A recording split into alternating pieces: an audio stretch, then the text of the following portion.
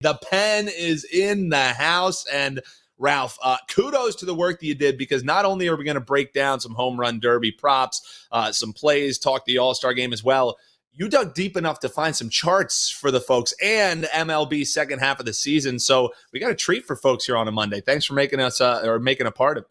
Absolutely, Dan. I'm exciting. I do want to preface that home run derby and all-star games are not plays I give out to my client. I'm going to give you some suggestions for fun bets. But again, these are fun bets for me. But hey, if we can help you become better bettors or make a rational decision, which might lead you in the right direction, I'm happy to put some work in. Again, even though it isn't a client release. Yeah, I'm with you. I always look forward to the home run derby. I always watch it, even if, maybe the excitement around it has waned in years. But it's still, as far as any all-star games go, it's one of the best all-star products that there still is out there. So I know people are going to be interested in it. I have a couple bets here to give as well. So we'll talk about the field here. Let's take a look here at the odds, Ralph, first. And we want to also distinguish for people, there's some differences in the rules for this year. But you see Pete Alonso, no shocker there, the back-to-back winner. He's at the top of the odds board. And then you have a couple different wild cards that are on here. My boy Alec Boehm, I don't know how he talked his way into this one. I don't think home run derby when I think Alec Boehm, but I will have a best bet for you on him. Shocker, coming up here. But Ralph, as you're looking at this board, I think the most important thing is for folks to understand what some of the differences in this year's Derby is to others. So do you want to touch upon that a little bit here? Yeah, I completely agree with you. I think the new format makes a lot of sense. And I do like that 40 pitch limit, because that's going to maybe make a little bit difference as far as some of these guys who are new pitching in this Derby and some of the people who have a little bit more tenure, because this whole thing is all about rhythm. Like, it's not just, can this guy hit home runs? Can he rake? Does he have a nice barrel rate? Like, you have to find yourself into a rhythm to constantly get under and just be raking it. So I'll touch upon the different entrants here, Ralph, and then we'll get some thoughts from you as far as the bets go in this one. But Pete Alonso, like we said, at the top. Nobody knows this Derby more than him. Ozuna, you see him as your second favorite there. Second in home runs in the National League. But the thing is, with Ozuna, kind of swings like crazy. As far as anybody in the field, I would say he's probably the least in shape. Like Ralph and I are the pinnacles of telling you who's in shape and who's not. But if there's anyone who's going to get gassed, I would say Ozuna could potentially be that guy. Bobby Witt Jr., really good barrel rate this year. He's a local guy, so we'll have some friends and family in attendance there, which is always fun. Luckily, he has kind of a relatively short swing, which kind of sets up nice for this Derby style. He's really consistent, but he's not really a power guy. So he's one of my wild cards there. You got Adolis Garcia. This is the home field guy, but for me, super aggressive at the plate. He chases. You see him getting frustrated. It just doesn't really seem like, to me, him sitting there in the top four quite makes sense, as he's a guy who just doesn't really seem cut out exactly for this style. Gunnar Henderson, young guy, first-timer. He could make a splash, but it's the first time for him doing this, and it's the first time his pitcher, Buck Britton, is going to be throwing in this. So, I mean, if you want a major question mark on how will a guy perform, you don't really have anything to draw on how Gunnar Henderson will look in this one. Hernandez, second longest swing length among contestants, so that could slow him down a little bit. He's kind of a wild card, but the buy sign for me on Hernandez, Ralph, is the fact that he's going to have Dino Ebel pitching to him. And this is a guy who knows the event through and through. He's done it 4 times, including way back when in 2007. So this guy's been doing it here for a while. Way back in 2007 when Vladimir Guerrero won it. He was also pitching. Last 2 guys, Jose Ramirez, best pull rate here in the field, a switch hitter. I just worry about that bat speed keeping up over the competition, as he's pretty quick, or pretty slow with that. And then there's Alec Boehm. I have a best bet for me on this guy. He's got a nice fly on his ball, which should allow him to get into a rhythm. The guy throwing to him, he's never done it in the MLB Home Run Derby, but he has tossed to him when Bohm won the Coastal Plain League. Yeah, big Coastal Plain League home run derby. I'm worried about how far he's going to be hitting them. So that's a little teaser for my best bet there, Ralph. But as a rundown of the field that you might not find anywhere else. Any thoughts there on the rundown and any bets for you that you might sprinkle a little pizza money on here? Yeah, there's nothing that's going to help us think this process through before. But with the pitch count now, when players got off to a slow start and they were going against someone that had a lot of home runs, you really saw them struggle because they tried to swing quicker. They were out of rhythm. So Yep. if you're trailing now, I think that actually helps you in this event if you're batting second and you don't get off to a quick start because of the pitch limit. Because I think most of the batters have practiced where they are going to reach the pitch limit. Yep. There's two. I'm going to pick Bobby Witt to win it. And the reason is this. The guy smashes the ball. He has the highest max exit velocity, 117 miles per hour. He mashes home runs. His longest home run is 468 feet. That's 22 feet ahead of Azuno and Alonso. And his average home runs are over 415 feet. They're number one in the field. So to me, those things add up. I'm going to pick Bobby Witt to win it.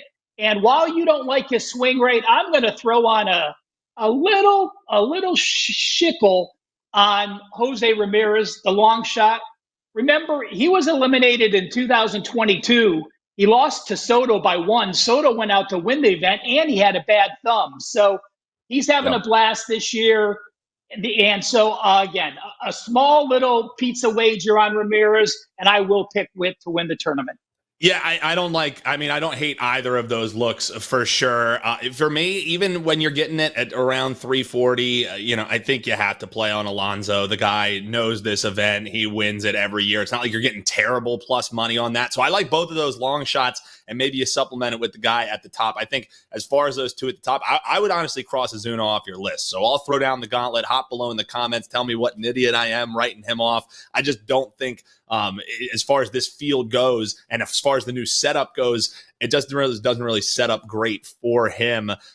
So Pete Alonso for me, I like that long shot sprinkle. I was thinking about Hernandez. He was 12-1. You've seen that tick down. So I think you can find another long shot there. I mean, plus 950 isn't awful for him, but he's a true wild card. So that would be like a quarter unit play.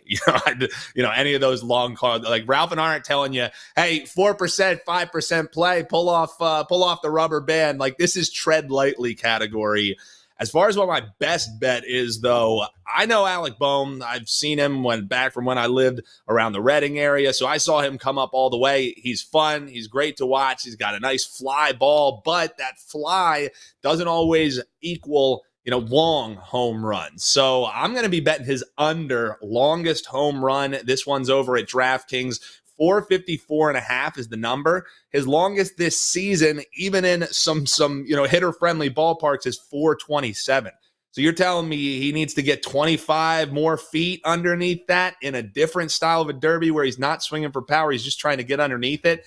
It's minus 110, so it's not a fun, big make-a-splash play. But as far as something that I think will happen tonight, I think Alec Bohm's going to be going under 45.5 on the longest home run. Also want to give a shout out to my buddy Adam Rosenberg. You can find him on Twitter at Hey Rosenberg. He does a show called Dudes Who Dong, and he knows home runs more than anyone. So he helped me out, giving me some thoughts on what we're looking at here. So definitely check him out. Give him a shout out. Ralph, let's talk about this All-Star game, because for me, I don't bet it. Maybe I'll throw it on in the background while doing some football prep, getting ready to go for NFL season. Do you actually find yourself finding any bets on this All-Star game? If not, how do you maybe suggest that people could find some, we'll use that buzzword, value as they look towards this year's All-Star game? Well, I don't know if you could find value. Obviously we've seen the American League make a run. Do you have the 17-year log, Dan, that you could pop up and we'll just show them? When you look at the All-Star game since 2006, the National Leagues are in gray. So the National League won last year. They won 2010, 2011, and 2012. The American League has won every other game. And look at those Wow. scores. I mean, look at the unders, the over-unders. You have what, 5 straight over-unders, and you only have 3 overs in the last 17 years. To me, I think what happened is, pitchers, during the 80s and 90s and early 2000s, it was more of a fun event, and the pitchers went out and just threw some pitches, and we had a lot of home runs. But then it got more serious, and when there was a prize to win the All-Star game the last few years, we've seen legitimate pitching, and I think that clearly Yep. tends to why there's been 5 straight unders. So to me, I would not bet against that under trend by any means. So if I had to give any type of opinion on the game, it would simply be under. Yes, it is 7.5 this year, where we've seen 8s and we've seen 7.5 last year. But to me, it would be under or nothing for the All-Star game. Yeah, I completely agree. I think people fall into the trend of, oh, it's an all-star game, it's going to be high scoring, and we see this time and time again, where I love the point you make too about the fact that there's pitchers that are also here at All-Star Weekend, guys, and one of them's going to be that Phenom Skeens, who is going to be seeing some action as well. So, yeah, it's square. It's a bad number, sure, but you just grit you plug your nose and bear it if you're watching this, and vote for some pitching. I'm with Ralph. It's under or pass. It's ugly. It's gross. It's one that maybe I'll be throwing down if the game's on. But yeah, under or pass for me. Hop below in the comments and let us know if you're looking to bet the All-Star game, if you're looking to bet the Home Run Derby. What are your best bets? Ralph and I would love to hear them here. And I'm with Ralph. It's under or pass as far as the All-Star game is concerned. But Ralph, since we've already belabored the point about the Derby and the All-Star game, and hop below in the comments and let us know. If you do have some bets that you're going to be throwing in outside of what Ralph and I touched upon there, let us know in the comments below. We'll be chopping it up with you over these next few days, enjoying the All-Star break. But Ralph, something that you did here for the folks to kind of get them ready to go to bet the second half of the season, and we won't dwell too long on it. You got a couple different charts here for the folks on just ways to maybe look at some teams who have been overperforming, have been underperforming, teams that maybe have been good at home, teams that have been good away, some just different ways to look at the second half of the season. Now, none of these things are gospel, but it's great to see what we have seen in the first half. So maybe coming out of the break here, we can make some cash moving forward and see, do some of these trends continue? Do they regress to the mean? And the only way that we can track them is by the pen, Ralph Michaels, doing the work here. So, Ralph, you just let me know what charts we want to get to, and we'll roll through them here for the folks. You can find them over on his Twitter at CalSportsLV. But, Ralph, what are we starting with first here? We've got 3 charts, guys. And the reason I wanted to do these charts was their home records, their away records, and then they're the best and the worst in a few categories. So we're going to show the home records first. And you see there's 3 different charts divided by full season and since June 1st. Now, we know the baseball season is long. I mean, it is crazy long when you get to September and you're waiting for playoffs. But when you look at season to date records, baseball is the sport you can least look at a year to date record, and you need to look for periods of time because every team has an ebb and flow. I mean, hell, look at the Yankees. They were moneymakers for a month. In the last 3 weeks, they've been one of the worst teams against the spread. So I broke out the homes this way, Dan. I don't like using home favorite and home dog because how much difference is there if a team's plus 105 or minus 105? So I use home between the 130s, a home favorite of 130 or higher, and a home dog of 130 or higher. So the first chart is home. This one's away between the 30s. So we're going to look at road teams first. And how I would like you, when you go to Twitter and you look at this a little more closely, is take a look. The teams are sorted by year-to-date profit.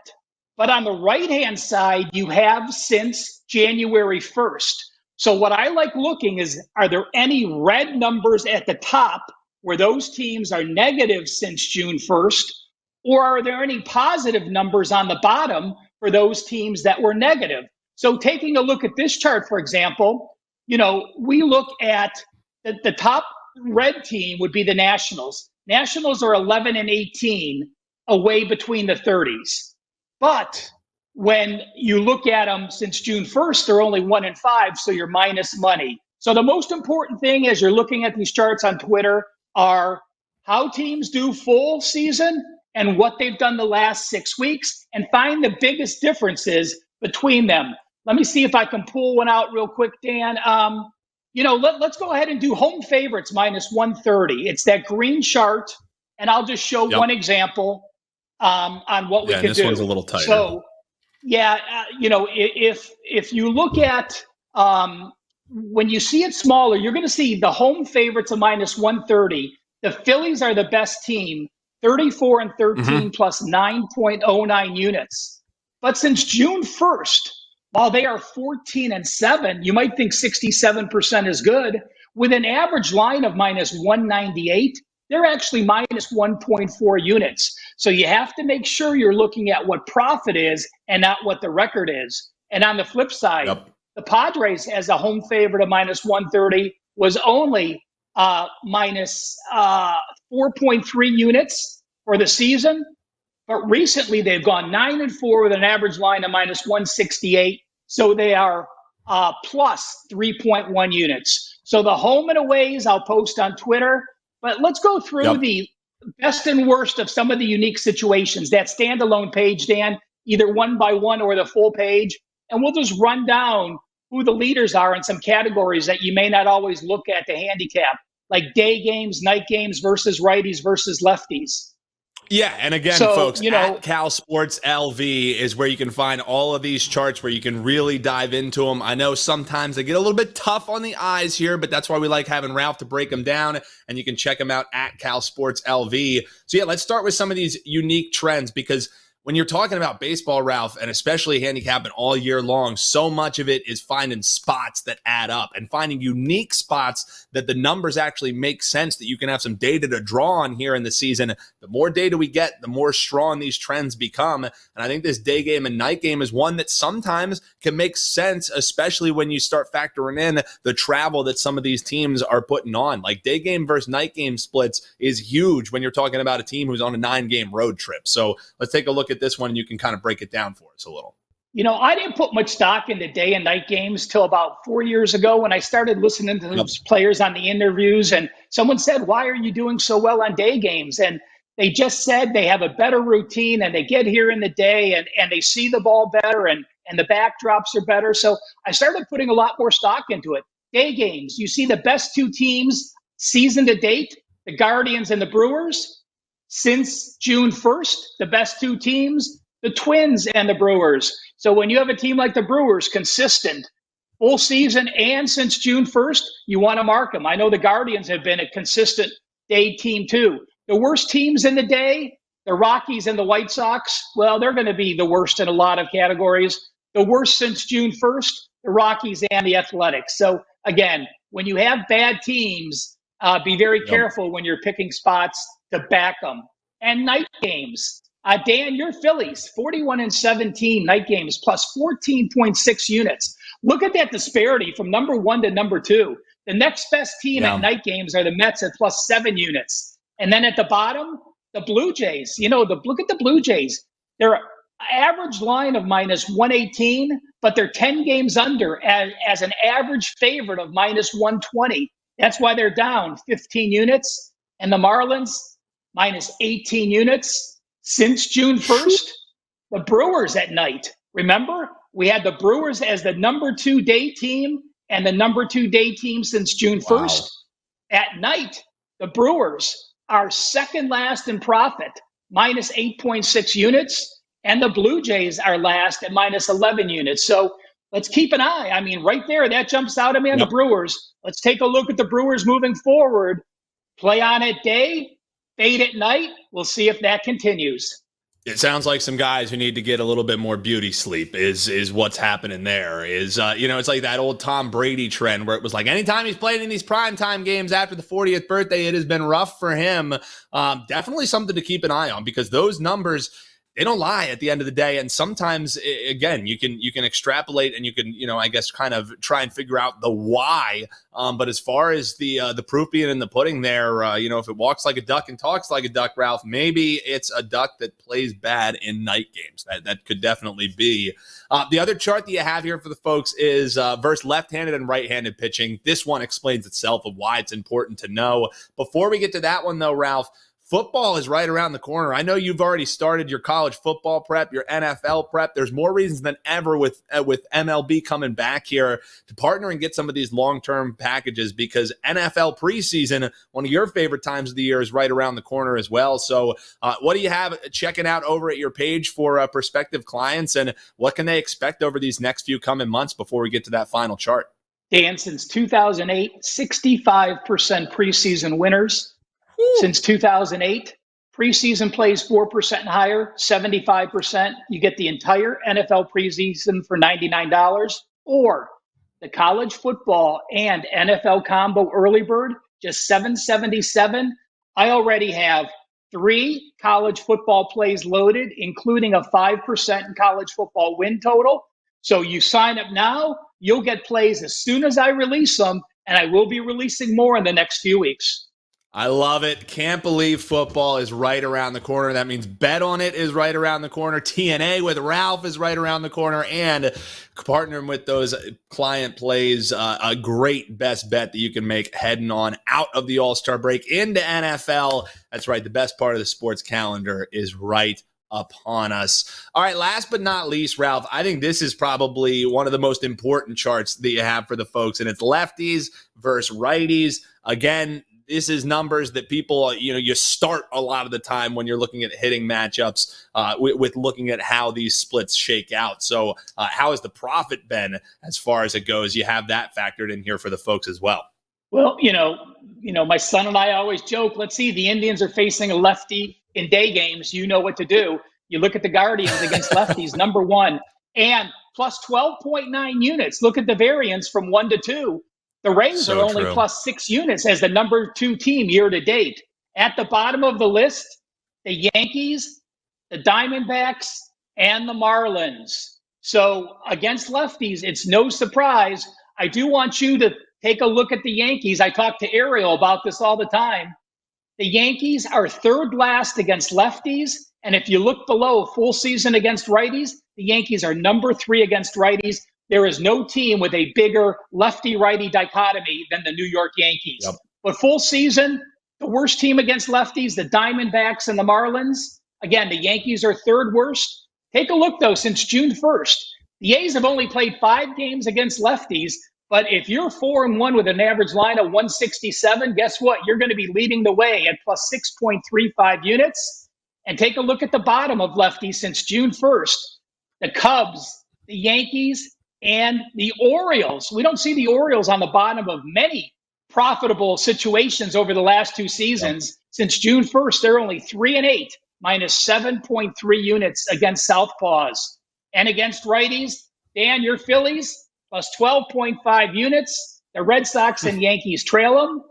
The worst 3 teams. How about the worst 4 teams? The Braves, the Rays, the Dodgers, and the White Sox are the least profitable year-to-date records against right-handed pitchers. And this may be the biggest surprise, Dan. Take a look at who number 1 is against right-handed pitchers since June the 1st. I don't know the last time I've seen the LA Angels number 1 in any category as far as profit is concerned in MLB. Top 3 teams, Angels, Red Sox, and Pirates since June the 1st. Bottom 4 teams, the Braves, the White Sox, the Athletics, and the Dodgers are dead last. Average line for the Dodgers since June 1st against right-handed pitchers, minus 173, and they've gone 10-15, 40%, losing 12.1 units. Yeah, Ralph, if you just said to someone, I have a chart, and at the top is one of the LA teams, at the bottom is another LA team, which do you think it's going to be? I think you can make some money at the bar getting some folks to say, well, the Dodgers are going to be at the top.